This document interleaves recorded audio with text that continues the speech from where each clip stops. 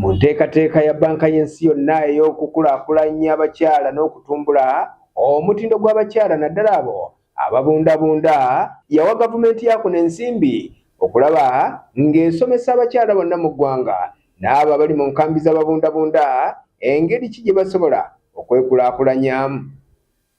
Ne gurupu z'abakyala era essaawa nga tuli mu kusunsulamu okulaba nti abantu abo abanaaba basinze bafuna ssente zikulaakulanya emirimu.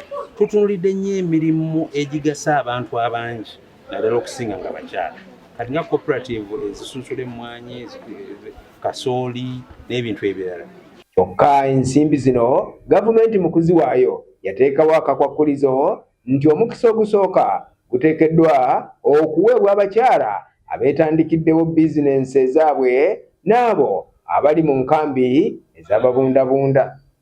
Kaakati gavumenti yaffe ennungi eya Uganda erimu ku gavumenti ezaaniriza abanoonyi b'obubudamu era nga nteekateeka ya gavumenti okulaba nti omuntu awangalira wano mu Uganda afuna obuweereza ebumu ne munnayuganda. Enteekateeka ya gavumenti eri ensi yonna yonna egisiimira n'omukungu wa World Bank yeebaza gavumenti ya Uganda okulaba nti yateekawo engeri oba embeera okulaba nti omunoonyi w'obubudamu ayambibwa mu Uganda.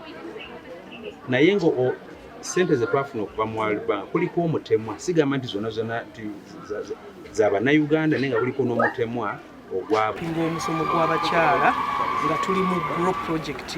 Omusomo gw'abakyala guno nga guyamba abakyala okubabangula mu bizinesi, okubawa amagezi bizinesi ogiddukanya otya. Ebiseera ebisinga abantu batandika bizinesi naye tebasomanga ku bizinesi. Oli atandika kuba alaba munne atandise, oli atandika kuba nga ayagala yeebeezeewo naye nga talina nnyo kyamanyi. So ng'ate okunoonyereza kulaga nti abantu abasomeko abafunye ku magezi mu bizinesi ate bazikola bulungi nnyo.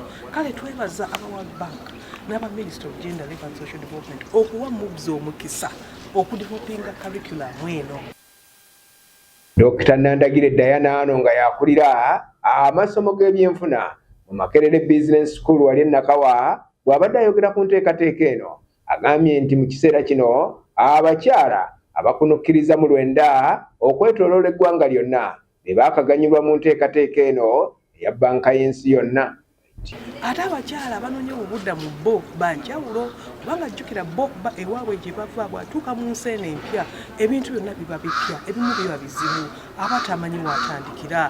Ensi zonna zirina systems za njawulo, bakasitoma ebyetaago bya njawulo. Kale bambi bw'atandika ka bizinesi ke aba asaana ne tubeera nti tumukwatirako. Kyobola nti neebaza nnyo abakola group abaleeta project eno okuba nti tebaaleka bakyala abo mabega. Ffe tumaze ennaku 10 n'abakyala bano nga tubabangula mu bintu ebyenjawulo. Okusookera ddala twabayigiriza ne tubagamba nti bw'obeera ng'oli mupya mu kifo obeerawo otya, oguma otya, kubanga ng'omukyala anoonya obubudamu abeera n'ebizibu. Oluusi aba yaleka abantu beeyo, abamu bamufaako, omwami tali naye, oluusi alina abaana.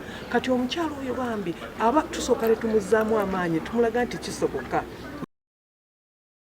Ono agambye nti abakyala bano bonna mu kiseera kino bamaze okufuna obukugu obubasobozesa okutandikawo n'okuyimirizaawo bizinensi entonotono ze baba batandise, era nga n'olunaku olwaleero waliwo abakyala abawerera ddala 200 abatendekeddwa naye nga bonna bava mu nkambi ez'ababundabunda. John Sengendo ono ng'ava mu minisitule y'ekikula ky'abantu bw'abadde ayogera ku nteekateeka eno emanyiddwa nga GROW agambye nti ebayambye nnyo nga minisitule y'ekikula ky'abantu mu kutumbula embeera z'abannayuganda n'abo abali mu nkambi ez'ababundabunda ababadde baafuuka ekizibu olw'obutabaako kye bakola kivaamu nsimbi. Obumbi obwo bwe njogeddeko 36 bwa disitulikiti ezo abanoonyi b'obubudamu gye bawangaalira. So zijja kuyamba local governments, ebibiina by'aba refugee n'abantu bawangala nabo n'ebitongole by'obwannakyewa bikolera mu bifo ebyo. Bano bagamba nti ekiseera enteekateeka eno weneggwerako abakyala bangi ddala bajja kuba bayize ekyokukolera nga kyakuyamba nnyo mu kutumbula ebyenfuna by'eggwanga. Ya business ya saloon, niko na restaurant, niko na business 3 ambazo nafanya saloon, ninafanya restaurant, ninauzisha also dress material